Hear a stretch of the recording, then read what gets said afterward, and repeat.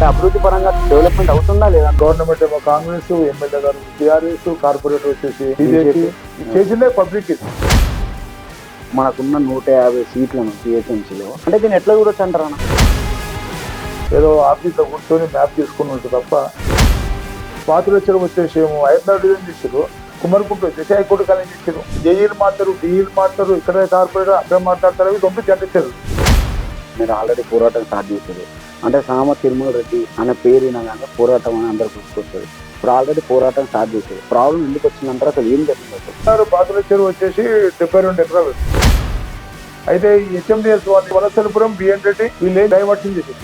ఇక్కడ ఉన్న BJP corporator ఉన్నారు కదా, మరి ఆయన దృష్టికి పోయిందా? మరి ఆయన ఏమంటున్నాడు అసలు? జగన్ అవగానే ఆయన కూడా 5 బిడ్డనే 5 ఉంటున్నాడు. మరి ఈ పరిస్థితి చేయడం కరెక్ట్ కాదు. పదవులు ఉంటేనే పోతాయి.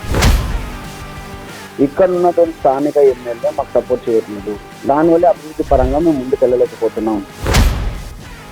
భూ కబ్జాలు చేసిండు తిరుమల రెడ్డి. భూ వ్యాపారం చేసిన భూ కబ్జా అంటారు. సర్వే నెంబర్ డాక్యుమెంట్ వీటి ఆధారంతో సాగు చూపిస్తే లెక్క. కానీ నీటు ఉండాలి. హైదరాబాద్ సిటీ పరిపాలన ఏమన్నా కానీ, ఏ పార్టీ అయినా కానీ, ఏదైనా కానీ మన లక్ష్యం ఏంటి? వర్క్ చేయాలి.